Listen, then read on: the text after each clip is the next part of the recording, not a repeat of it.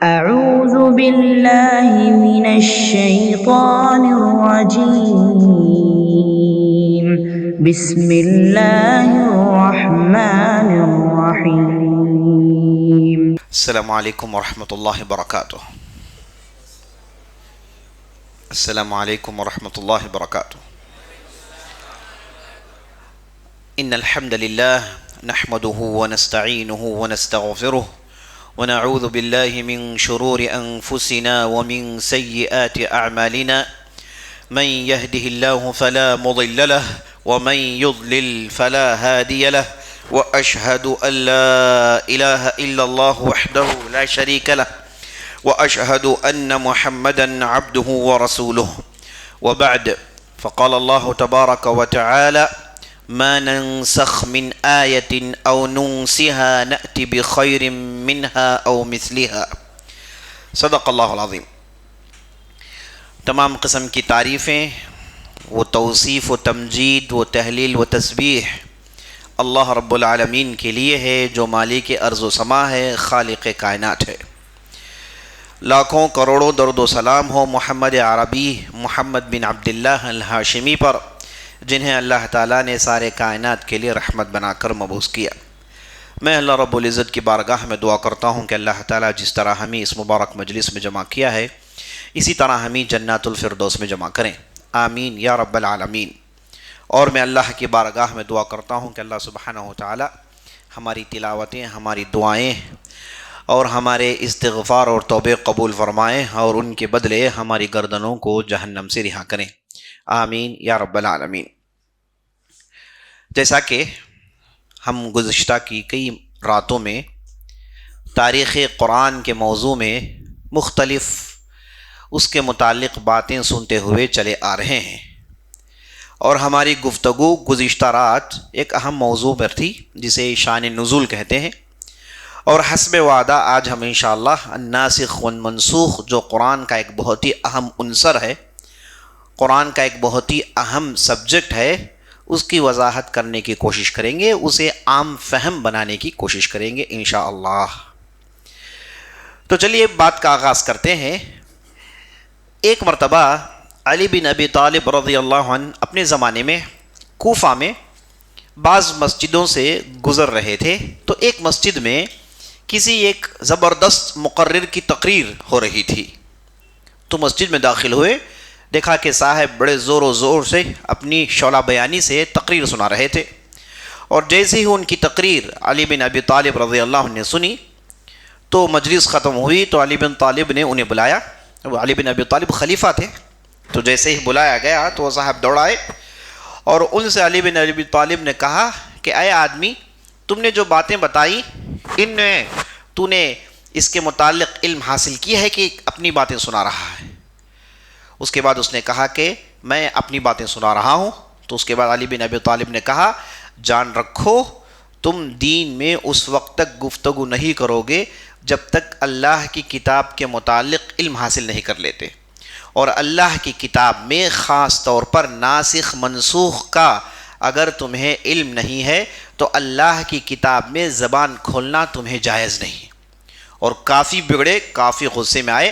ایسے معلوم ہوتا ہے کہ وہ اپنی تقریر کے دوران کسی آیت کو غلط پیش کر رہے تھے، کسی آیت کا معنی غلط سنا رہے تھے.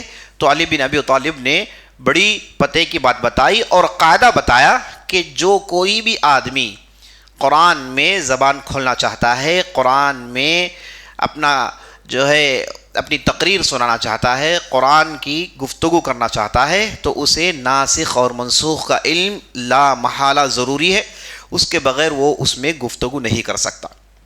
اسی طریقے سے امام شافعی رحمۃ اللہ علیہ کہتے ہیں، کسی بھی مفتی کے لیے زیبا نہیں دیتا کہ وہ فتویٰ دینے کے لیے بیٹھیں اور وہ اللہ کی کتاب کی معلومات سے واقف نہیں ہے اور اس کے پاس ناسخ منسوخ کا علم نہیں ہے.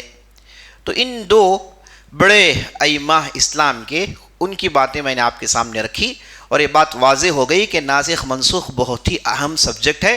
اور جو کوئی بھی لوگوں کی تعلیم کے لیے بیٹھتا ہے، جو کوئی بھی قرآن کی نشر و اشاعت کے لیے بیٹھتا ہے، قرآن کی تفسیر کے لیے یا پھر قرآن کے درس کے لیے یا پھر شریعت کی باتیں کرنے کے لیے بیٹھتا ہے تو اس کے پاس ناسخ منسوخ کا علم ہونا بہت ہی ضروری ہے۔ تو چلیے اب یہ سمجھتے ہیں کہ ناسخ منسوخ ہے کیا۔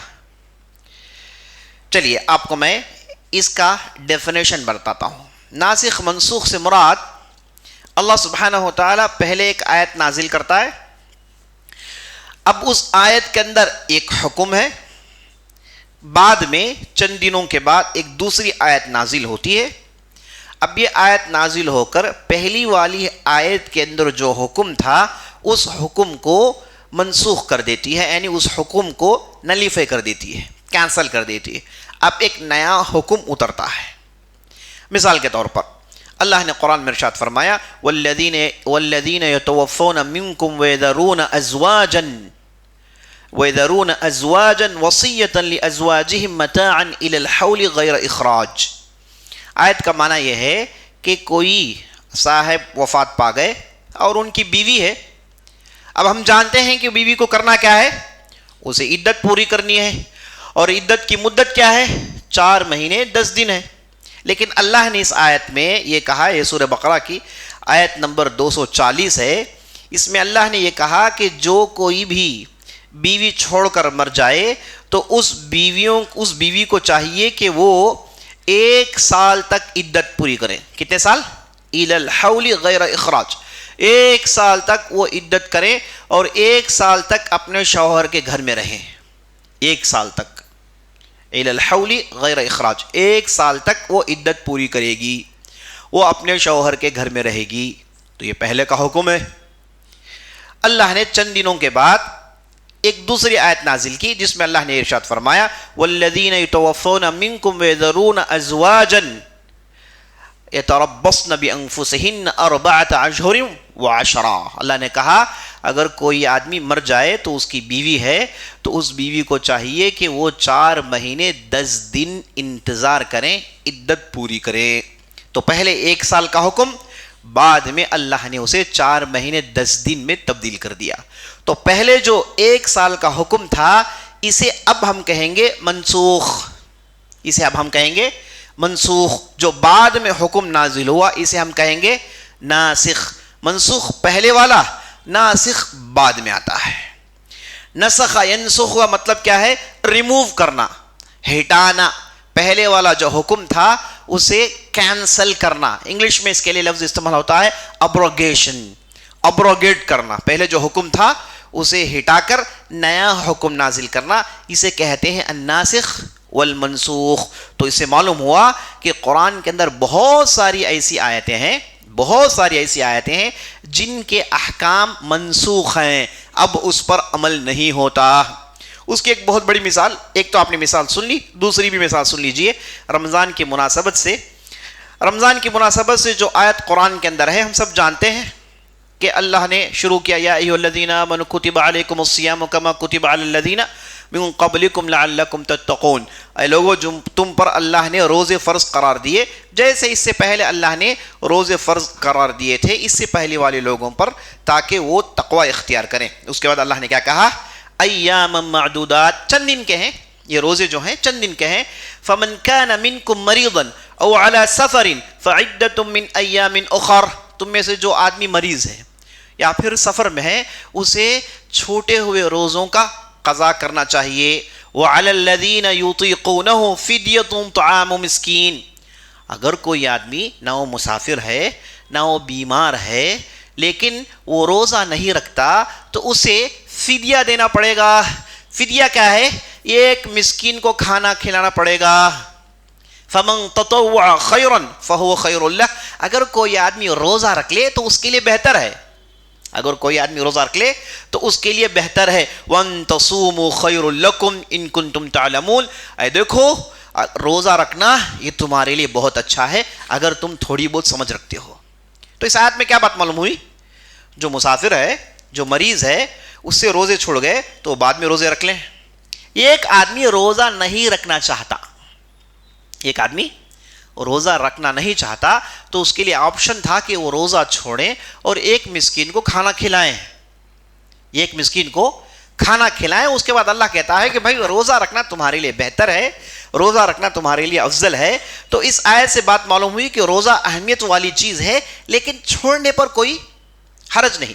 یہ آیت ہے 184 آیت نمبر 185. اس کی بعد کی آیت میں دیکھیے شہر رمضان الذی انزل فیہ القرآن ھدی للناس وبینات من الھدی والفرقان. رمضان کا مہینہ وہ مہینہ جس میں قرآن نازل ہوا، جس میں لوگوں کے لیے ہدایت ہے، لوگوں کے لیے روشن نشانیاں ہیں. اس میں اللہ نے دودھ کا دودھ پانی کا پانی کیا ہوا ہے.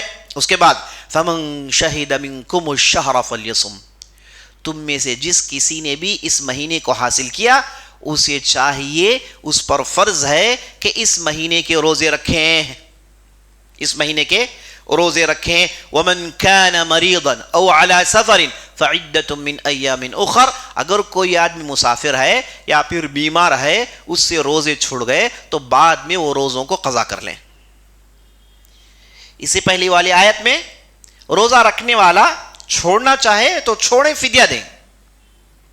اس کے بعد کی آیت آتی ہے جس میں اللہ نے کیا کہا کہ روزہ چھوڑنا نہیں ہے، رکھنا واجب ہے. فَلْيَصُمْ. روزہ رکھنا واجب ہے، اسلام کا رکن ہے، نہیں چھوڑ سکتے. صرف دو کے لیے چھوٹ ہے، جو مسافر ہے اور بیمار ہے، جو مسافر ہے اور بیمار ہے. تو اسے دیکھیے ایک ہی سیکوینس کی آیتیں ہیں، ایک ہی موضوع کی آیت ہیں. پہلی والی آیت منسوخ ہے، بعد میں آنے والی آیت ناسخ ہے.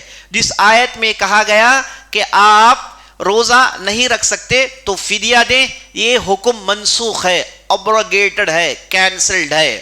اس کے بعد نیچے والی آیت آتی ہے، وہ یہ کہتی ہے فَمَنْ شَهِدَ مِنْكُمُ الشَّهْرَ فَلْيَصُمْ. جس کسی نے رمضان کا مہینہ حاصل کیا اسے چاہیے کہ اس کے روزے رکھیں، اس پر فرض ہیں کہ وہ اس کے روزے رکھیں. تو پہلے آپشن تھا، اسے ہٹا کر بعد میں اسے مینڈیٹری کر دیا گیا. تو یہ بعد کی آیت اسے کہتے ہیں ناسخ. اس سے پہلے جو آیت تھی اسے کہتے ہیں منسوخ. اسے ہم کہیں گے اس کا حکم منسوخ ہے. اس آیت کے اندر جو رولنگ بتائی گئی کہ فدیہ دے دیں، یہ حکم منسوخ ہے، یہ حکم منسوخ ہے. اب کیا حکم ہے؟ حکم اب ہے کہ روزے واجب ہیں، رکھنے ہی پڑیں گے. روزے واجب ہیں، رکھنے ہی پڑیں گے. ایسے قرآن کے اندر بہت ساری آیتیں ہیں. اب جو جاہل آدمی ہوتا ہے وہ اس آیت کو پڑھے گا، کہے گا کہ اچھا میں فدیہ دے دوں، تو پھر روزہ چھوڑے گا، فدیہ دے دے گا. اس نے تو قرآن ہی سے نکالا ہے، قرآن کی آیت سے ہی نکالا ہے. اسی لیے نبی صلی اللہ علیہ وسلم نے، اللہ نے قرآن میں ارشاد فرمایا یضل بہ کثیرا ویہدی بہ کثیرا. یہ قرآن جو ہے اسے لے کے کئی لوگوں کو ہدایت ملتی ہے، اسی قرآن کو لے کر کئی لوگ گمراہ ہو جاتے ہیں. گمراہ ہونے سے کیسے گمراہ ہوتے ہیں؟ انہوں نے قرآن کا غلط استعمال کیا، بغیر علم کے قرآن کو پڑھنے کی کوشش کی، بغیر اہل علم کی مدد کے اس نے اپنے انداز سے قرآن کو سمجھنے کی کوشش کی. تو ایسی غلطیاں عام دیکھنے کو ملتی ہیں. تو میں نے آپ کے سامنے دو مثالیں رکھی، امید ہے کہ نسخ کو آپ نے سمجھ لیا ہوگا. ابھی چلیے بات آگے بڑھاتے ہیں. قرآن ہی میں اللہ نے کئی جگہ ارشاد فرمایا. ایک جگہ اللہ نے کہا ما ننسخ من آیت او ننسیہا نأتی بخیر منہا او مثلہا. جو کوئی بھی آیت کو ہم منسوخ کر دیتے ہیں یا پھر ہم اسے ہٹا دیتے ہیں، تو اللہ نے یہاں پر ایک کہا کہ قرآن کی آیتوں کے ساتھ ہم دو کام کرتے ہیں. یہ کہ ہم اسے ہٹا دیتے ہیں یا پھر ہم اسے بھلا دیتے ہیں. ہم اسے بھلا دیتے ہیں، نبی صلی اللہ علیہ وسلم کے دل سے اس آیت کو نکال دیتے ہیں، گویا کہ وہ آیت تھی ہی نہیں. اب ایسا ہم نے کیا تو اللہ کیا کہتا ہے نأتی بخیر منہا او مثلہا. اس کے بعد ہم اس سے بہتر آیت نازل کرتے ہیں.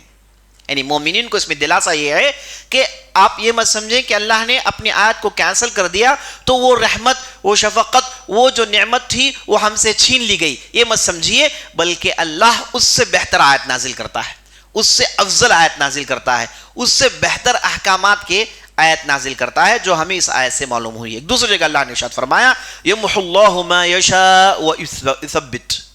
اللہ قرآن میں سے جو نازل کرنا ہے نازل کرتا ہے، اس کے بعد اللہ جو چاہے مٹانا مٹا دیتا ہے. اب جو قرآن میں باقی رکھنا چاہتا ہے وہ چیز قرآن میں باقی رہ جاتی ہے. اسی طریقے سے دیکھیے ایک دوسری جگہ اللہ نے ارشاد فرمایا اذا تتلى علیہم آیاتنا بینات قال الذین لا یرجون لقاءنا ائت بقرآن غیر هذا او بدلہ قل ما يكون لي ان ابدله من تلقاء نفسي ان اتبع الا ما يوحى الي. اس آیت کے اندر اللہ یہ ارشاد فرماتا ہے کہ ہم اپنے قرآن کی ہماری آیتوں کی تلاوت کرتے ہیں جو روشن نشانیاں ہیں، اور بعض لوگ جو جن کے دل میں ایمان نہیں ہوتا وہ یہ کہتے ہیں کہ اے محمد تم ہم جیسے چاہتے ہیں ویسے قرآن میں تبدیلی کرو. قرآن تو نازل ہو گیا ہے لیکن اس میں بعض باتیں ہمیں سیٹ نہیں ہوتی، بعض باتیں ہمیں پسند نہیں آتی، ہماری مخالف کی ہیں، اے محمد آپ ان میں بدل دو. ظاہر سی بات ہے کون کہیں گے؟ انہوں نے مشرکین نے کہا. دیکھا کہ نبی صلی اللہ علیہ وسلم اللہ کے کلام سے، اللہ کی کتاب سے ٹھسے مس نہیں ہو رہے ہیں، بال برابر ہٹ نہیں رہے ہیں، تو انہوں نے نبی صلی اللہ علیہ وسلم کو یہ شہ دینے کی کوشش کی، ٹھیک ہے تمہارے اس قرآن میں اڑے ہوئے ہو، صحیح بات ہے، لیکن کہیں تھوڑی بہت چینجز تو کر لو، تھوڑی بہت چینجز تو کر لو. تو اللہ نے نبی صلی اللہ علیہ وسلم حکم دیا، قل ما یکون لی ان ابدل من تلقاء نفسی.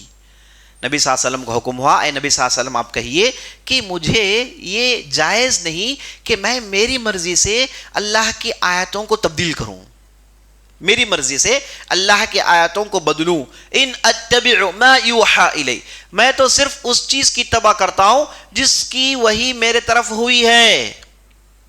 میں چینج بھی کرتا ہوں یہ اللہ کے حکم سے کرتا ہوں، میں بدلتا بھی ہوں تو یہ اللہ کے حکم سے بدلتا ہوں، تو یہ بدلنا بھی اللہ کے طرف سے ہے. تو ان آیتوں کے ذریعے سے معلوم ہوا کہ اللہ نے خود قرآن میں کہا ہے کہ ہم آیتوں کو منسوخ کرتے ہیں، ہم ناسخ آیتوں کو نازل کرتے ہیں، ہم ضرورت کے تحت آیتوں کو بدلتے ہیں.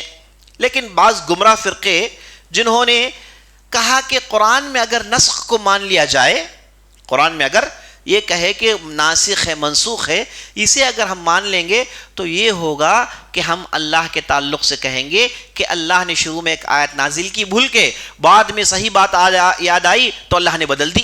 تو اس سے اللہ کے بھولنے کا مسئلہ کھڑا ہو جاتا ہے. باطل فرقوں والوں نے یہ خاص طور پر معتزلہ اور شیعہ حضرات نے کہا ہے. شیعہ حضرات نے کیا کہا کہ اگر نسخ کو مان لیں، ناسخ منسوخ کو مان لیں، ایسا کریں گے تو گویا کہ ہم اللہ کے ساتھ یہ کہہ رہے ہیں کہ اللہ شروع میں آیت نازل کرتا ہے، بعد میں اسے صحیح چیز معلوم ہوئی تو اللہ نے صحیح چیز کو نازل کیا، بعد میں اللہ نے صحیح چیز کو نازل کیا. تو ان کے لیے جواب یہ ہے کہ اللہ جب بدلتا ہے، اللہ کوئی آیت کو منسوخ ٹھہراتا ہے، وہ اس لیے نہیں کہ اللہ نے شروع میں نازل کیا بعد میں اللہ نے اسے بدلنا چاہا، یا پھر اللہ بھول گیا، یا پھر اللہ کو معلوم ہوا کہ اس سے بہتر آیت یہ ہے، اس سے بہتر یہ حکم ہے. ایسا نہیں. ایسا کہیں گے تو پھر اللہ کی طرف ہم جہل کو منسوب کر رہے ہیں کہ اللہ کو بعض چیزیں نہیں معلوم کہہ رہے ہیں. یہ تو غلط بات ہے، تو کفر ہے. بلکہ اللہ بدلتا ہے بندوں کے حالات کے تحت. اللہ بدلتا ہے بندوں کے حالات کے تحت. کتنے ایسی مثالیں ہیں؟ ایک مثال لے لیجیے آپ. آدم علیہ السلام کے زمانے میں ایک آدم تھے، ایک ان کی بیوی حوا تھی، ہے کہ نہیں؟ بعد میں ان کی نسل چلی. کیسے نسل چلی؟ ان کے ہاں اولادیں ہوئیں، اب بھائی بہن سے شادی کرتا ہے، نسل آگے بڑھتی ہے کہ نہیں؟ تو اللہ نے شروع میں ایسا رکھا، بعد میں اللہ نے نازل کیا کہ بھائی بہن سے شادی کرنا حرام ہے. تو پھر کیا مسئلہ ہے ادھر؟ کہاں غلطی ہوئی؟ تو اللہ نے شروع میں اس حکم کو جاری کیا کیونکہ اس کی ضرورت ہے، اس کے علاوہ دوسری اولاد ہی نہیں، یہی ایک مرد ایک عورت ہے، ان سے نسل چلتی ہے، اس کے علاوہ کوئی تیسری چیز ہے ہی نہیں. تو پھر کیسے نسل آگے بڑھے گی؟ تو شروع میں اس کی اجازت تھی. بعد میں جب نسل بڑھ گئی، اولاد کی اولاد پیدا ہو گئی، نسلیں مکس ہو گئی، تو اللہ نے حکم نازل کیا کہ بھائی بہن کی شادی نہیں ہوگی، حرام ہے، بھائی بہن کی شادی کرنا حرام ہے. تو پھر پہلے اللہ نے حکم نازل کیا، پھر بعد میں اللہ نے دوسرا حکم نازل کیا. تو پھر دوسرا حکم کیوں ایسے نازل ہوا؟ پہلا حکم غلطی سے نازل ہو گیا یا پھر اللہ کو نہیں معلوم تھا؟ تو اسے معلوم ہوا کہ یہ شروع سے یہ چیز چلتی آ رہی ہے، شروع سے یہ چیز چلتی آ رہی ہے کہ اللہ ایک چیز نازل کرتا ہے، بعد میں اللہ سبحانہ و تعالیٰ اس کے اندر تبدیلی پیدا کرتا ہے. تو اس کا مطلب یہ نہیں کہ اللہ نے بھول کے نازل کر دیا یا پھر اللہ کو معلوم نہیں تھا، جیسا کہ شیعہ کہتے ہیں، ہے نا. شیعہ کیا کہتے ہیں؟ اللہ کے ہاں ایک مسئلہ کہتے ہیں جسے کہتے ہیں البدا.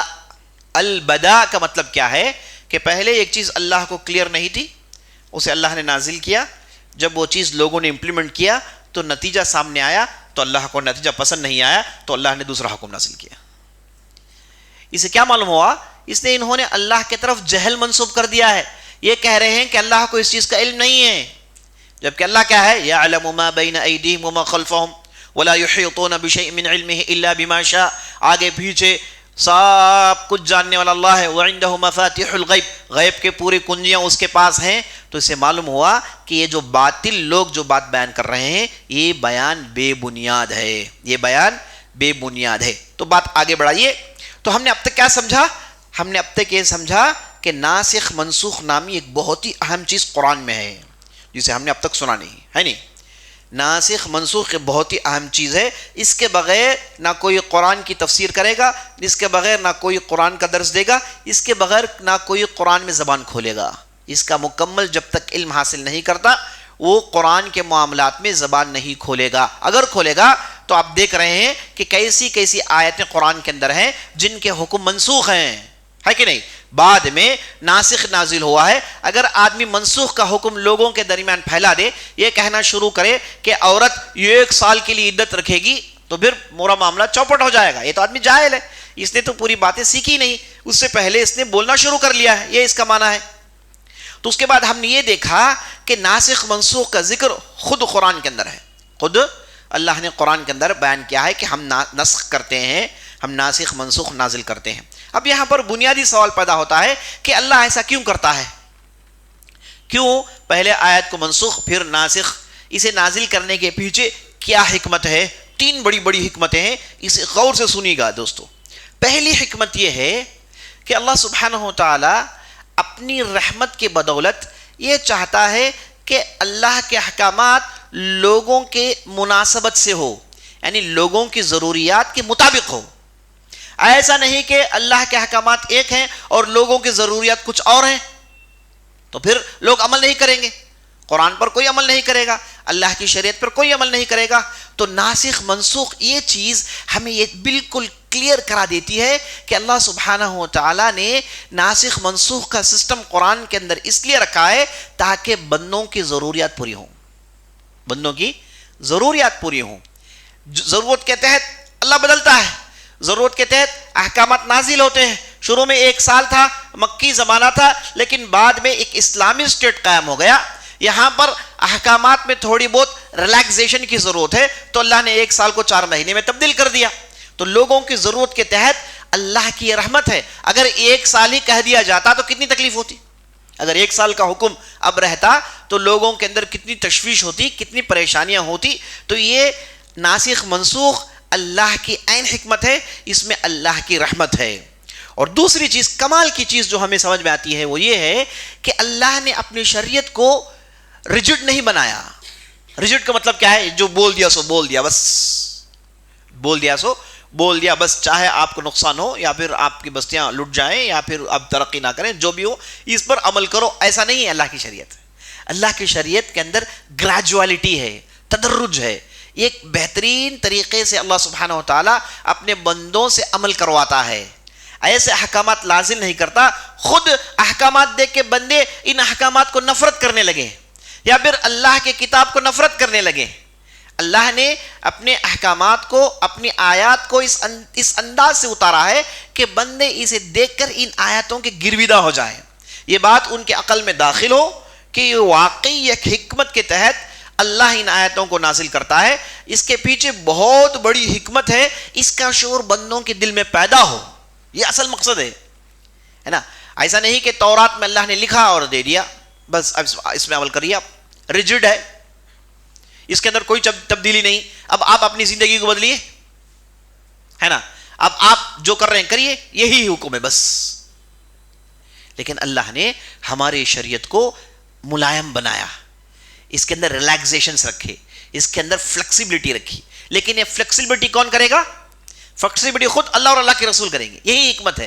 فلیکسیبلٹی ایسی نہیں کہ آپ کو سب کو کہا کہ بھائی جو چاہے کرو، نہیں. فلیکسیبلٹی ہے لیکن کرنے والے کون ہوں گے؟ اور اللہ کے رسول. یہ دو ہی فلیکسیبلٹی کو استعمال کریں گے. ہر آدمی اپنی مرضی سے فلیکسیبلٹی استعمال نہ کرے. حالانکہ ہماری شریعت میں غور کریں گے تو بہت سارے احکامات فلیکسیبل ہیں، آپشنز ہیں. یہاں تک کہ اہل علم کے درمیان جو اختلافات ہوتے ہیں وہ بھی ہمارے آپشنز ہیں. رائے میں جو اختلاف ہوتی ہے دلیل کی بنیاد پر، وہ بھی ہمارے لیے آپشن ہے. مثال کے طور پر اس تراویح کو لے لیجیے آپ. کوئی 8 کہتے ہیں تو کوئی 20 کہتے ہیں. 20 پڑھنے والے بھی ہیں کہ نہیں؟ وہ بھی ہیں. تو اس میں فلیکسیبلٹی کہاں ہے؟ بجائے اس کے کہ 8 پڑھیں 20 پڑھیں اس میں لڑتے رہیں، اس کے پیچھے حکمت پر غور کریں. اگر کوئی آدمی قرآن سننا چاہتا ہے، اطمینان سے سننا چاہتا ہے، تو جائیں 8 رکعت پڑھیں. اگر کوئی زیادہ رکعت پڑھنا چاہتا ہے جائیں 20 پڑھیں. اب دونوں کے لیے آپشن ہوا کہ نہیں ہوا؟ آپشن ہوا. اگرچہ کہ صحیح حدیث سے یہ جو چیز ثابت ہے وہ 8 ہی ہے، لیکن زیادہ پڑھنے سے شریعت نے روکا نہیں ہے. زیادہ ایڈیشن رکعتیں پڑھنے سے شریعت نے روکا نہیں ہے، بلکہ نبی صلی اللہ علیہ وسلم نے ایک حدیث میں یہاں تک چھوٹ دی ہے کہ ایک آدمی چاہے تو دو رکعت پڑھتے جائیں صبح تک. دو رکعتیں پڑھتے جائیں صبح تک. اگر وہ اذا خشی الصبح، اگر یہ ڈر ہو کہ صبح ہو گئی تو 1 رکعت پڑھ کے وتر کر لینا. 1 رکعت پڑھ کے وتر کر لینا، مطلب یہ کہ اپنی نمازوں کو ختم کر لینا. وتر کی نماز نمازوں میں بالکل آخری ہے، اس کے بعد کوئی نماز نہیں ہوتی ہے. اجعلوا اواخر صلاتکم وترا، جیسے نبی صلی اللہ علیہ وسلم نے کہا اپنی راتوں کی نماز آخری نماز وتر کو بنائیے، کیونکہ وتر کے بعد کوئی نماز نہیں. تو نبی صلی اللہ علیہ وسلم نے حدیث میں کیا کہا کہ آدمی کو چاہے تو 2 پڑھتے جائیں. اگر وہ صبح ہونے کا ڈر اسے پیدا ہو گیا تو کیا کریں؟ 1 رکعت پڑھ کے وتر کر لیں. تو ان حدیثوں سے معلوم ہوا کہ زیادہ پڑھنے کی اجازت ہے، نبی صلی اللہ علیہ وسلم نے روکا نہیں. لیکن خود نبی صلی اللہ علیہ وسلم کا کیا عمل تھا اور کون سی چیز کا حکم دیے ہیں؟ 8 کا حکم دیے ہیں.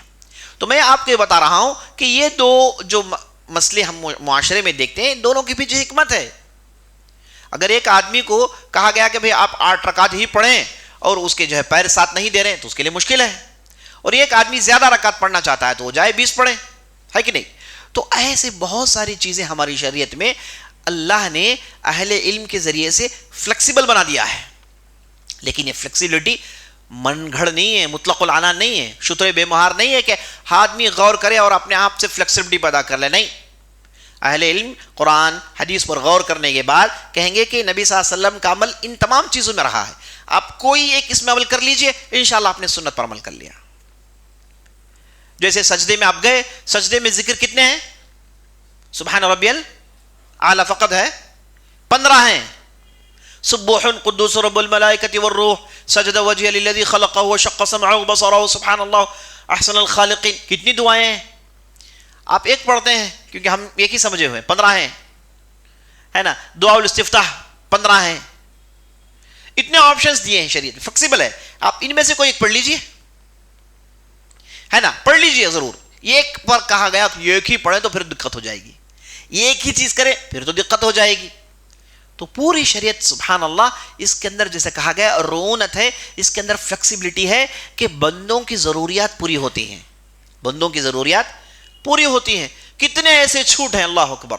حج کے لیے آپ جائیے، حج کے لیے کہا گیا کہ مینا کی رات آپ مزدلفہ میں، مینا کی رات مینا ہی میں گزاریں گے. لیکن اگر کوئی آدمی بیمار ہے، اس کے ساتھ جانور ہیں، تو آدھی رات کے بعد نکل سکتا ہے، چھوٹ ہے. اب عرفات کے میدان میں چلے گئے، وہاں پر آپ رہے، جلدی نکلنا چاہے اب تاخیر سے گئے، تاخیر جا سکتے ہیں. آپ 1 گھنٹے پہلے چلے گئے، آپ نے 1 لمحہ بھی عرفات میں گزار دیا تو آپ کا حج ٹھیک ہے. تو ہماری شریعت میں فلیکسیبلٹی، آسانیاں بہت ہیں. تو ناسخ منسوخ کا یہ سبجیکٹ اس چیز کو کلیئر کرتا ہے کہ اللہ نے خود اپنے آیات میں تبدیلی کی بندوں کی ضرورت کے تحت، بندوں کی آسانی کے لیے اللہ نے خود شریعت کو اس انداز سے بنایا ہے. اس سے کیا معلوم ہوا؟ اس سے معلوم ہوا کہ دنیا میں ایک واحد شریعت ہے جس پر عمل کیا جا سکتا ہے. یہودی لاز پر عمل نہیں کیا جا سکتا، جوش لا عمل نہیں کر سکتے آپ. بہت سارے جو بھی ہیں ہمارے معاشرے میں مذاہب، ان کے مذہبوں کی کتابوں کو اٹھائیے پڑھیے، کوئی عمل نہیں کر سکتا، عمل ممکن نہیں ہے. ہماری شریعت میں ہر چیز پر عمل ممکن ہے.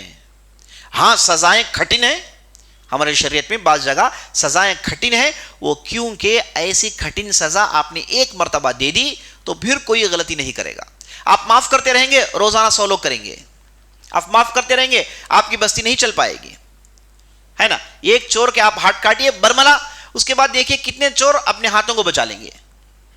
اگر نہیں کاٹیں گے تو وہ دوسروں کے جب کاٹتے رہیں گے، جی بھر کاٹیں گے، ہے نا، لوگوں کو قتل کریں گے، جو ہم ہمارے معاشرے میں دیکھتے ہیں. تو ناسخ منسوخ کے اس سبجیکٹ نے اس چیز کی بہترین انداز سے وضاحت کر دی کہ شریعت مکمل ہو رہی ہے، شریعت کو مکمل بنایا گیا ہے، سب کے لیے مناسب بنایا گیا ہے. اب چلیے یہ بھی جان لیجئے ناسخ منسوخ جو ہے نا یہ صرف ڈوز اور ڈونٹس میں ہے. حکمت دیکھیے, جہاں اللہ نے کرنے کا حکم دیا کوئی حکم اور کہیں اللہ نے روکا, ناسخ منسوخ ان دو چیزوں میں آتا ہے. ناسخ منسوخ عقیدے کے مسئلے میں نہیں. ایسا نہیں کہ فلاں فرشتے ایسے تھے بعد میں اللہ نے منسوخ کیا وہ فرشتے ایسے ہیں, ایسا نہیں ہو سکتا. عقیدے میں ناسخ منسوخ نہیں ہے, عقیدہ تو ایک ہے, اس میں کیسے تبدیلی ہو سکتا ہے. اسی طریقے سے احکام, اسی طریقے سے تاریخ, قصے ہیں, قصے تاریخ, اس میں کیسے ناسخ منسوخ ہو سکتا ہے, ہو ہی نہیں سکتا. لیکن شیعہ کے پاس جائز ہے, شیعہ کے پاس تاریخ منسوخ ہو سکتی ہے, وہ بدل دیتے ہیں سیدھے سیدھے, کہتے ہیں کہ منسوخ ایسے ہی کرنا پڑے گا. بھائی جو واقعات ہو گئے ہیں اسے آپ کیسے بدل سکتے ہیں, کہتے ہیں کہ ناسخ منسوخ ہے, ایسا ہو سکتا ہے, تو وہ تاریخ کو بدلتے ہیں. اس لیے ان کے پاس بہت ساری شخصیتوں کو کافر کہتے ہیں. وہ کہتے ہیں کہ کافر ہیں کہ نہیں, ہم کافر کہیں گے تاکہ ہمارے معاملے آگے بڑھے, ہے نا. تاریخ میں ان کے پاس نسخ, اللہ حفاظت فرمائے. اب چلیے چند نسخ قسمیں دیکھتے ہیں. پہلی قسم دیکھیے, آیت اور اس کا حکم دونوں اللہ نے اٹھا لیا. پہلے آیت نازل ہوئی, لوگ اسے قرآن میں پڑھتے تھے اور اس کے حکم میں عمل کرتے تھے. بعد میں اللہ نے کیا کیا, اس آیت کو بھی اٹھا لیا, اس حکم کو بھی اللہ نے اٹھا لیا. اس کی مثال کیا ہے, جیسے عائشہ رضی اللہ عنہ کہتی ہیں کہ ہم قرآن میں یہ پڑھتے تھے 10 رضاعات معلومات یحرمن. اگر کوئی ماں کسی بھی بچے کو دودھ پلائے تو وہ بچہ اس کا بیٹا ہو جاتا ہے. اسے ہم کہتے ہیں رضاعتی بھائی, فاسٹر بردر, رضاعتی بھائی. اب اس ماں کے جتنے بھی بچے ہیں سب کا یہ بھائی ہو جائے گا, سب کا یہ بچہ بھائی ہو جائے گا. یہ بچہ ہو سکتا ہے کسی اور کا ہو, لیکن جب اس عورت نے دودھ پلا دیا تو وہ بچہ اس کا ہو جاتا ہے, وہ اس کی رضاعتی ماں ہو جاتی ہے. اس ماں کی بیٹیاں اس بچے کے لیے بہنیں ہیں, شادی نہیں کر سکتا. اور نبی صلی اللہ علیہ وسلم کے زمانے میں ایسے مسئلے پیش آئے. ایک صاحب نے ایک عورت سے شادی کرنا چاہا, تو شادی ہو رہی تھی تو اچانک ایک عورت آئی, آ کر کہا کہ دونوں کے درمیان شادی نہیں ہو سکتی.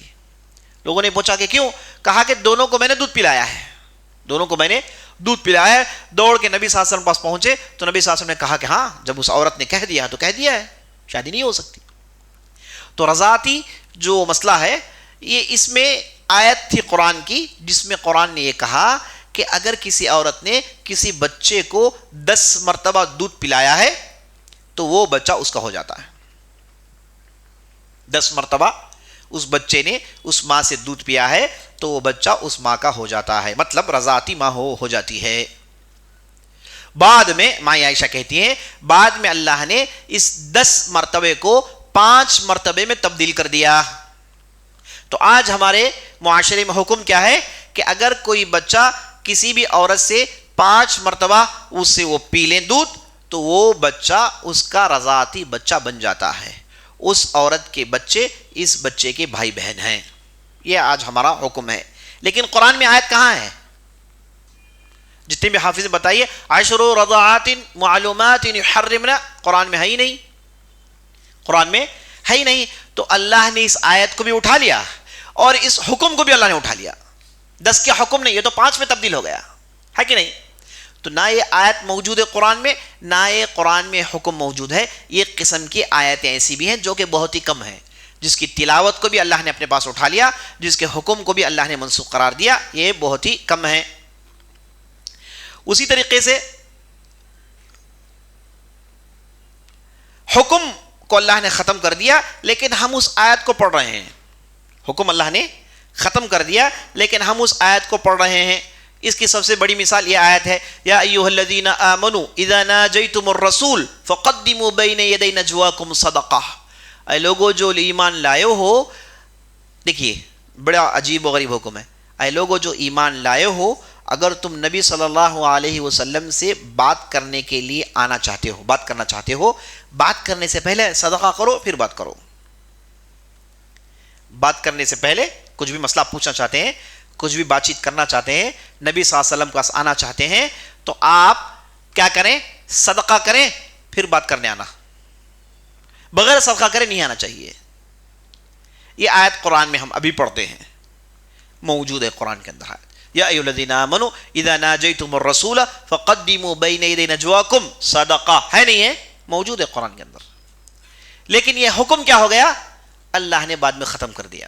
یہ حکم کو اللہ نے ختم کر دیا، اس پر عمل نہیں ہوگا. لیکن آیت تو پڑھتے ہیں، آیت پڑھتے ہیں، یہ ایک قسم ہے. اسی طریقے سے یہ جو میں نے آپ کے سامنے یہ جو آیت پڑھی تھی جس میں 1 سال کی عدت کی بات ہوئی، قرآن میں پڑھتے ہیں والذین توفون منکم یذرون ازواجا وصیۃ لازواجہم متاعا الی الحول غیر اخراج. 1 سال کی عدت ہم پڑھتے ہیں قرآن میں ہے، لیکن اس کا حکم اللہ نے ہٹا دیا. یہ دوسری قسم ہے. چلیے تیسری قسم کی طرف آگے بڑھتے ہیں.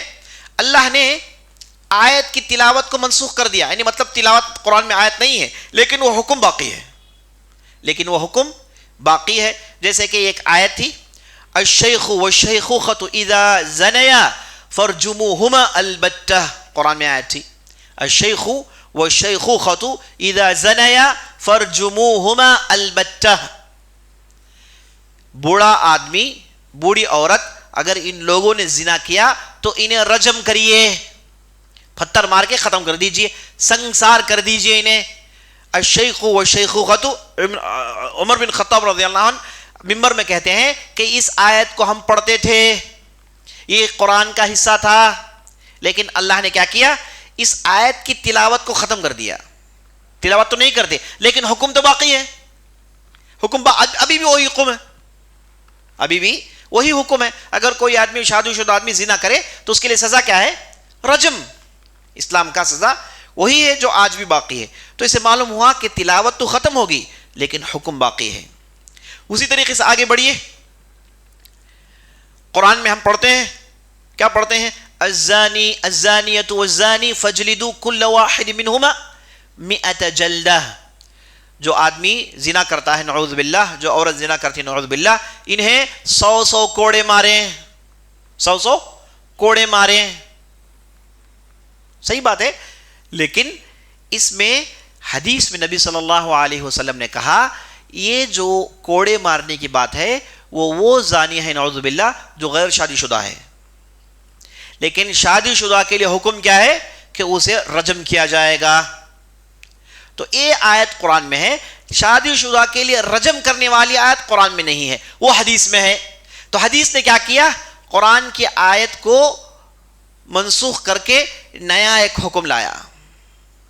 قرآن میں تو اتنا ہے کہ جو آدمی زنا کرے گا، جو عورت زنا کرے گی، اسے 100 کوڑے مارے جائیں.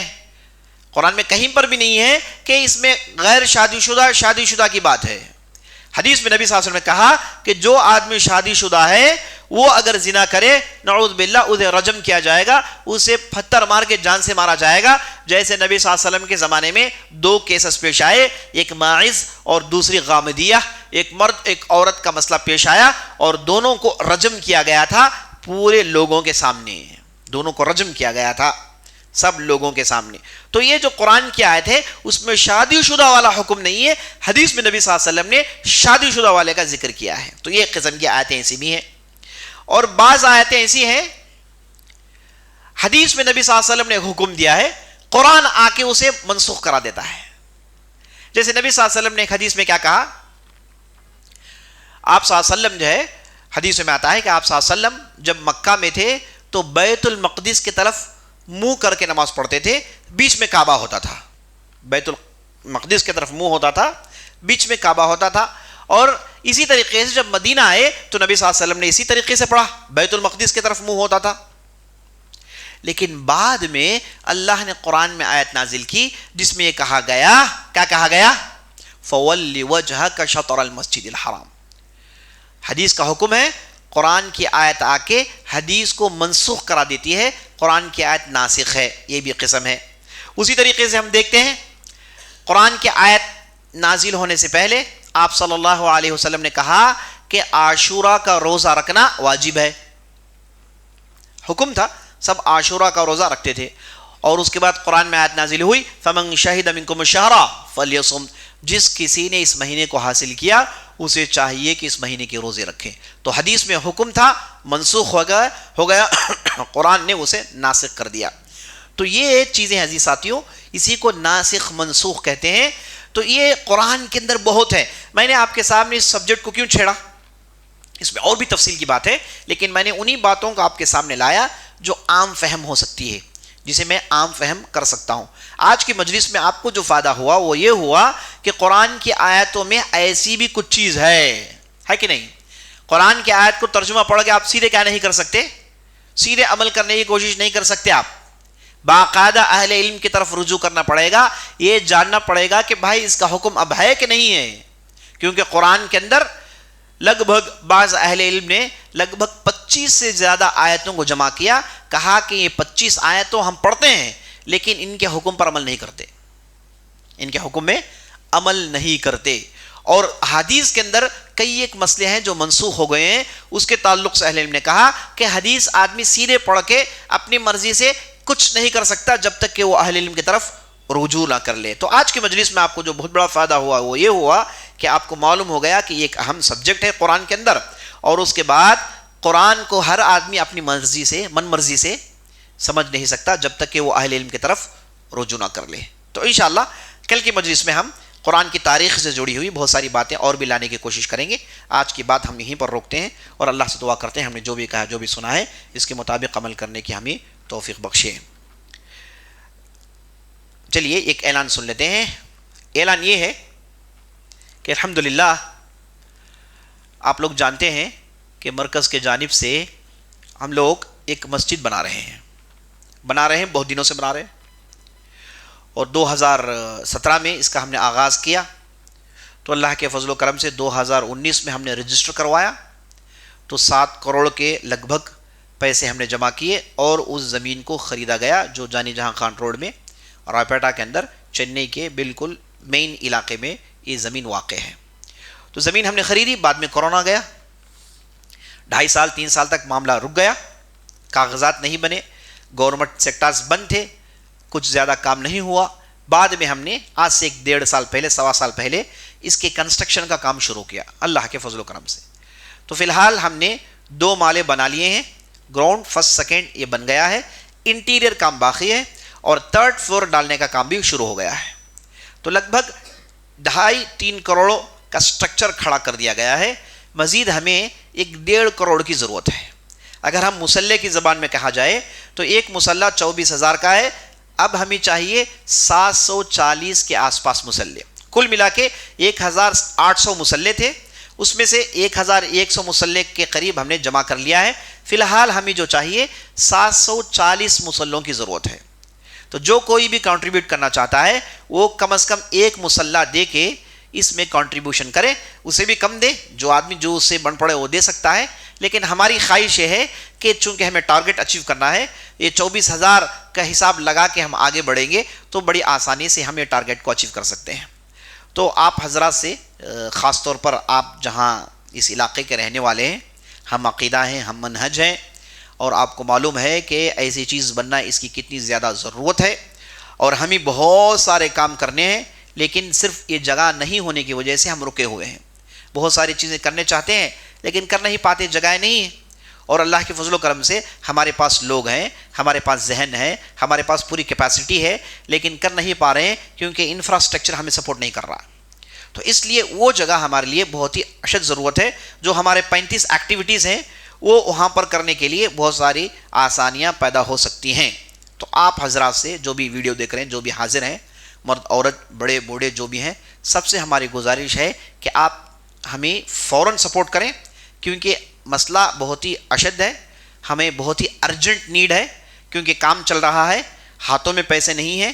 تو اس لیے اس آپ اعلان کو سیریس لیجئے گا اور اپنے احباب میں، دوست احباب میں جو بھی آپ کے جاننے والے ہیں ان تک یہ بات پہنچائیے، اور جلد از جلد انشاءاللہ آپ یہ جو بقیہ مسلح ہیں یہ ہم تک پہنچانے کی کوشش کریں. اور آپ لوگوں نے بہت مدد کی. ایسے لوگ ہیں جن کے پاس سے میں نے تو کم از کم 20 مرتبہ لیا ہے، میں 20 مرتبہ لے چکا ہوں، کہ بس میرے پاس ریکارڈز ہیں. لیکن دے رہے ہیں لوگ اللہ کے فضل و کرم، جب بھی مانگے دے رہے ہیں، جب بھی مانگے دے رہے ہیں. الحمدللہ اللہ کے ایسے نیک بندے موجود ہیں. اور بعض لوگ جو دے نہیں سکتے وہ دلی تعاون ہم سے کر رہے ہیں، جڑے ہوئے ہیں، دعائیں کر رہے ہیں الحمدللہ. تو ہمارے یہاں بہت زیادہ خیر ہے. مزید تھوڑی کوشش کی ضرورت ہے، تھوڑا اور زور لگائیں، انشاءاللہ کام ہو جائے گا. تو یہ اعلان یہ ہے کہ بقیہ یہ 740 مصلے ہیں، اس کے لیے آپ کچھ انتظام کریے، کچھ کوشش کریے، دوڑ دھوپ کریے، اور یہ رمضان کا مہینہ جو اللہ ایک اجر کو بڑھ چڑھا کے 10 نہیں 100 نہیں بلکہ 700 سے بھی زیادہ کرتا ہے، اور یہ رمضان کا مہینہ صدقہ و خیرات کا مہینہ ہے۔ نبی صلی اللہ علیہ وسلم کے تعلق سے صحابہ کہتے ہیں آپ صلی اللہ علیہ وسلم یوں تو سخاوت کے بہت بڑے مجسمہ تھے، لیکن جب رمضان کا مہینہ آتا آپ صلی اللہ علیہ وسلم کے ہاتھ اتنے تیزی سے چلتے گویا کہ یہ تیز ہوائیں ہیں جو ہاتھیں چل رہی ہیں، مطلب اتنا زیادہ آپ صلی اللہ علیہ وسلم دیتے تھے۔ تو رمضان کا مبارک مہینہ ہے، اور ساتھ یہ بھی جان لیجئے ما نقصت صدقۃ من مال شیئا، نبی صلی اللہ علیہ وسلم اللہ کے رسول قسم اٹھا کر کہتے ہیں واللہ اللہ کی قسم صدقہ تمہاری دولت میں کمی نہیں کرتا۔ نبی صلی اللہ علیہ وسلم قسم اٹھا کے کہہ رہے ہیں کہ جو آپ اللہ کے لیے دیتے ہیں یہ آپ کی دولت میں کمی نہیں پیدا کرتا۔ جائیے جتنے بھی جن لوگوں نے اللہ کے راہ میں صدقہ کیے ہیں ان سے پوچھ لیجئے کیا آپ کے دینے سے آپ کے مال میں کمی ہو گئی؟ آپ کے دینے سے آپ غریب ہو گئے؟ آپ کے دینے سے آپ محتاج ہو گئے؟ نہیں، بلکہ ایسے ایسے لوگوں کو میں نے دیکھا ہے جو قسم اٹھا کر گارنٹی دیتے ہیں کہ اب میں اس ہفتے میں 1 لاکھ روپے دوں تو آئندہ ہفتہ مجھے 3 لاکھ ملتے ہیں، آئندہ مجھے 3 لاکھ ملتے ہیں۔ تو صدقہ جو آپ اللہ کے راہ میں نکالتے ہیں یہ تمہاری دولت میں کبھی بھی کمی نہیں کرتا بلکہ اس میں اضافہ ہوتا ہے، نہ کہ صرف اضافہ ہوتا ہے، تمہارا دل بدلتا ہے، دل نیک بنتا ہے۔ جب آدمی صدقہ دیتا ہے تو دل صاف ہوتا ہے اور اللہ کا غصہ ٹھنڈا ہوتا ہے۔ عرش کے تلے صدقے دینے والے کے صدقے سایہ دیتے ہیں آدمی کو قیامت کے دن، ہے نا۔ اسی لیے صحابہ وہ ڈھیر سارا اللہ کے راہ میں دیتے تھے۔ ابو الدرداء جنہوں نے باغیچے دیے، عثمان بن عفان جب بھی نبی صلی اللہ علیہ وسلم نے پوچھا جب دیتے رہے، لیکن کہیں پر بھی تاریخ میں نہیں ہے کہ عثمان بن عفان غریب ہو گئے یا پھر ان کی نسل غریب ہو گئی، ان کے آنے والے نسل غریب ہو گئی، کہیں پر بھی ایسا نہیں ہے، بلکہ اللہ نے نسلہ در نسل برکت کو ڈالا ہے۔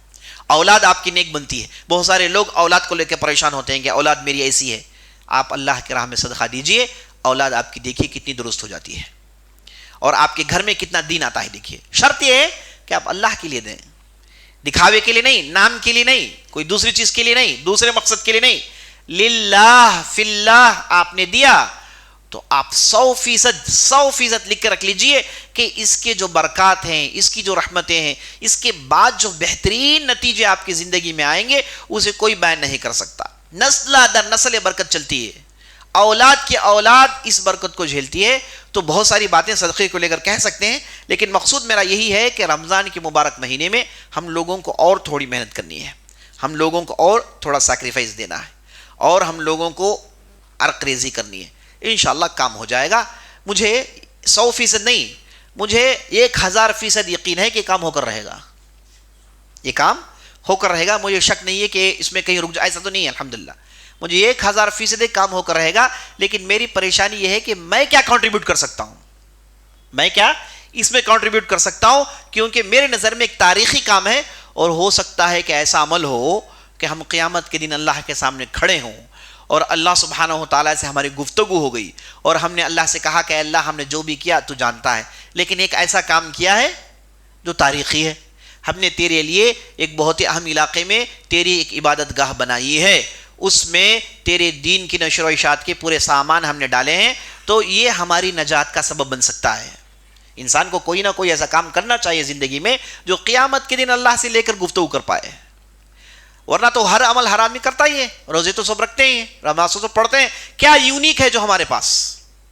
یہ چاہیے۔ صحابہ نے ہمیشہ اس کی کوشش کی کہ ہم نے لوگوں سے ڈیفرنٹ کیا کیا، ہم نے اسپیشل کیا کیا ہے، تاکہ قیامت کے دن اللہ سے پوچھیں گے اللہ یہ میرا کام اسپیشل رہا، اے اللہ اس کے بدولت اے اللہ مجھے جہنم سے بچا لے۔ اللہ سبحانہ و تعالیٰ کے خزانے میں کوئی کمی نہیں ہے، اللہ سبحانہ و تعالیٰ مانگنے والوں کو رد نہیں کرتا۔ تو اللہ سے دعا ہے کہ اللہ سبحانہ و تعالیٰ ہماری محنت قبول فرمائے اور ہمارے اس جو مسئلے کو حل کرائیں، اور جلد از جلد ہم انشاءاللہ آئندہ سال ہم اس مسجد میں ان بیانات کو جاری کریں، آئندہ سال اس مسجد میں ہم تراویح پڑھیں۔ لوگوں نے مجھے پوچھ کے ہے نا، میں بھی جو ہے جواب دے کے لیکن تھکا نہیں، دیتے رہوں گا، لیکن جلدی تو کرنا ہے، لوگوں نے کو دیکھ رہے ہیں، وہ چاہ رہے ہیں کہ چیز بن جائے، لیکن تعجب کی بات ہے کہ ہمارا علاقہ ہے، ہمارے لوگ پوچھ رہے ہیں، لیکن پوچھنے والے آگے نہیں بڑھ رہے ہیں، ہے نا. آگے بڑھنا چاہیے, انہیں بھی کچھ کرنا چاہیے, وہ بھی دھوڑ دھوپ کریں, انشاءاللہ کام ہو جائے گا, انشاءاللہ کام ہو جائے گا. ٹھیک ہے, موضوع کے متعلق کچھ پوچھنا چاہتے پوچھیے گا انشاءاللہ. بہت ہی اہم سوال کر رہے ہیں. سوال یہ کر رہے ہیں کہ کیا اس مسجد کے لیے زکوٰۃ کا پیسہ دیا جا سکتا ہے کہ نہیں دیا جا سکتا ہے. دیکھیے, زکوٰۃ کا جو پیسہ ہے وہ اللہ نے پہلے ہی بتا دیا ہے کہ یہ 8 جگہوں پر صرف ہوگا. انما الصدقات للفقراء والمساکین والعاملین علیہ, یعنی یہ جو صدقہ خیرات ہیں, زکوٰۃ جو ہے یہ فقراء پر تقسیم ہوگا, مسکینوں پر تقسیم ہوگا, جو زکوٰۃ جمع کرتے ہیں ان پر تقسیم ہوگا, اور قرض داروں پر تقسیم ہوگا, ہے نا. اور اس میں ایک ہے فی سبیل اللہ, اللہ کی راہ میں. تو اہل علم نے کہا اللہ کے راہ سے مراد اللہ کے راہ میں جہاد کرنے والے مجاہدین پر بھی زکوٰۃ کے پیسے لگا جا سکتے ہیں. اور دوسرے اہل علم نے کہا اللہ کے راہ میں دعوت بھی شامل ہے. جو لوگ اللہ کی طرف لوگوں کو بلاتے ہیں, دعوت کی جو ایکٹیویٹیز ہیں, تبلیغ کی جو سرگرمیاں ہیں, وہ بھی فی سبیل اللہ میں داخل ہیں. اور یہی سب سے صحیح فتویٰ ہے, اور ہندوستان اور دوسرے ملکوں کے لیے یہی بالکل صحیح فتویٰ ہے. البتہ عربستان کے لیے یہ کہا جا سکتا ہے کہ وہ صرف مجاہدین کے لیے ہے, کیونکہ وہاں کی جو حکومتیں ہیں وہ مسجدیں بنتی ہیں, وہ دعوت کا کام کرتی ہیں, وہ کتابیں چھاپتی ہیں, وہ دعات کو تیار کرتی ہیں. تو عربستان میں, عرب ممالک میں حکومتیں کام کرتی ہیں. جب حکومتیں کرتی ہیں تو فالتو میں زکوٰۃ کا پیسہ لوگوں کے ہاتھ میں اس مسئلے کے لیے جانا صحیح نہیں ہے. لیکن ہندوستان اور دوسرے جو بر صغیر کے جو ملک ہیں, وہاں پر چونکہ حکومتیں اس کی ذمہ داری لیتی نہیں, لوگوں کو خود کرنا پڑتا ہے, لوگوں کو خود یہ کام کرنا پڑتا ہے. تو ایسی جگہ زکوٰۃ دینے میں انشاءاللہ کوئی حرج نہیں. ہم جو مسجد بن رہے ہیں وہاں پر مسجد بنا کے متولی بن کے بیٹھنا ہمارا مقصد نہیں ہے نا, وہ بڑا کارنامہ نہیں ہے متولی بن. ہمیں چاہتے ہیں کہ یہاں پر مسجد بنے اور یہاں پر دعوتی اور تبلیغی سرگرمیاں ہوں, یہاں پر لوگوں کو دین کی طرف بلائے جائیں. اس میں سے ایک نمونہ جو آپ دیکھ رہے ہیں کہ رمضان کی رات کے بیانات ہیں, اس طریقے سے ہم سال بھر دین کا کام کرتے رہتے ہیں, لوگوں کو اسلام کی طرف بلاتے ہیں, اصلاح عقیدہ ہوتا رہتا ہے. تو جو بھی دین کے بات ہیں, ایکٹیویٹیز ہیں, وہ سال بھر ہوتے رہتے ہیں. تو وہی کام ہم ادھر کرنے والے ہیں. اس میں ہم ہائی لائٹنگ جو کام کرنے والے ہیں وہ ہے عربی زبان کے نشر و اشاعت, قرآن کی تعلیم. ایک ایپ ہم نے لانچ کیا ہے جن میں ہم کورسز ڈالنے والے ہیں, علمی باتوں کو دور دور پہنچانے والے ہیں. تو یہ سارا کام ہم ادھر کرنا چاہتے ہیں. تو ہماری ایکٹیویٹیز بھی لگ بھگ دعوتی اور تبلیغی ایکٹیویٹیز ہیں. مسجد تو ہے لیکن ان میں ان ایکٹیویٹیز کو ہم کرنا چاہتے ہیں. تو ایسی صورت میں, اس سیناریو میں زکوٰۃ کے پیسے لگانے میں انشاءاللہ کوئی حرج نہیں ہے. اگر کوئی ایسی مسجد ہے جہاں پر صرف مسجد ہے اور کچھ وہاں پر ہو نہیں رہا ہے, تو ایسی صورت میں وہاں ہم کہیں گے کہ زکوٰۃ مت دیجیے. زکوٰۃ وہاں دیجیے جہاں پر دعوتی سرگرمیاں ہو رہی ہیں, کیونکہ اللہ نے فی سبیل اللہ کہا ہے. تو اس قید کے اندر آنے کے لیے یہ تبلیغی دعوتی سرگرمیاں ہونا ضروری ہیں. اس کے بغیر اگر کوئی مسجد ہے, اس کے بغیر اگر کوئی ادارہ ہے, تو وہاں تو پھر زکوٰۃ نہیں دی جا سکتی. کئی لوگ مجھ سے پوچھتے ہیں کہ کیا کالجز کو زکوٰۃ دے سکتے ہیں, کیا اسکول کو زکوٰۃ دے سکتے ہیں. جواب یہی ہے کہ یہ دعوتی سرگرمیاں نہیں ہیں. یہ اسکول کالجز آپ چلاتے ہیں اپنے بزنس کے لیے, وہاں پر زکوٰۃ کا پیسہ کیسے لیں گے آپ. البتہ بچے جو غریب ہیں آپ کے ہاں, فقراء محتاج ہیں, ان کے لیے اگر کوئی آدمی زکوٰۃ دے رہا ہے تو آپ فیس کے طور پر لے لیں تو صحیح ہے. اس کے علاوہ دوسری صورت جائز نہیں ہو سکتی ہے. تو جواب یہی ہے کہ زکوٰۃ کے پیسے ایسی جگہ جہاں پر دعوتی سرگرمیاں ہو رہی ہیں اور واقعی ہو رہی ہیں, پراپر نگرانی کے ساتھ ہو رہی ہیں, اہل علم کی نگرانی کے ساتھ ہو رہی ہیں, تو ویسی جگہ آپ بلا جھجک یہ زکوٰۃ کے پیسے لگائیے. اللہ سبحانہ و تعالیٰ سے دعا ہے کہ اللہ سبحانہ و تعالیٰ ہماری محنتوں کو قبول فرمائیں. لیکن ساتھ ساتھ یہ بھی جان لیجئے, اگر آپ کے خاندان میں کوئی زیادہ محتاج ہے, بہت محتاج, تو آپ اسے ترجیح دیجیے. یا پھر اپنے مال کو آپ 2 حصوں میں کر لیجیے, ایک جو زیادہ محتاج ہے اسے دیجیے اور ایک حصہ مسجد کو لگائیے. انشاءاللہ آپ کو دونوں اجر ملے گا انشاءاللہ. واللہ اعلم.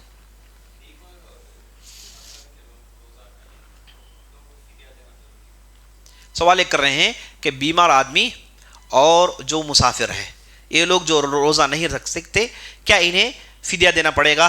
جواب ہے فدیہ نہیں, یہ تو واپس قضا کریں گے, واپس قضا کریں گے. فدیہ کس کے لیے؟ ایسا مریض جس کے شفا یاب ہونے کی کوئی امید نہیں. ڈاکٹر نے کہا کہ یہ پرمننٹ بیمار ہے, اب یہ اپنی بیماری سے باہر نہیں نکلے گا, تو ایسا مریض کیا کر سکتا ہے؟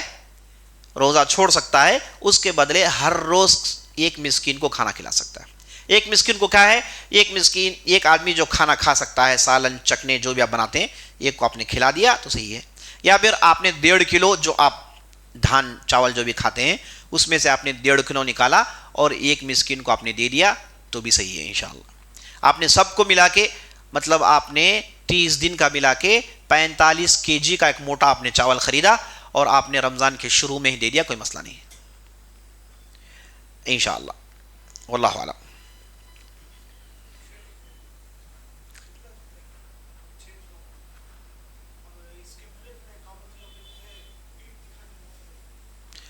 نہیں، سوال یہ کر رہے ہیں کہ آپ نے جو کہا کہ قبلہ چینج ہوا ہے تو کیا اس سے پہلے کعبہ میں لوگ پیٹ دکھا کے نماز پڑھتے تھے؟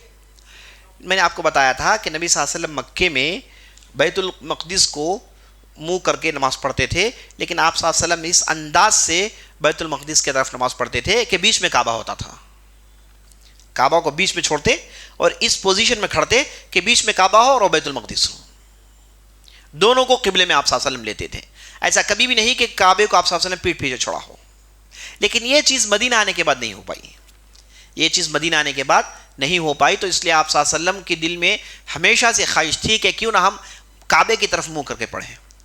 قد نرى تقلب وجهك في السماء، ہم تمہاری جو ہے یہ آہٹ تمہاری اس بے قراری کو دیکھ رہے ہیں، فولی وجهك شطر المسجد الحرام، چلیے اب بیت اللہ الحرام کی طرف اپنا منہ کر کے نماز پڑھیے، واللہ اعلم۔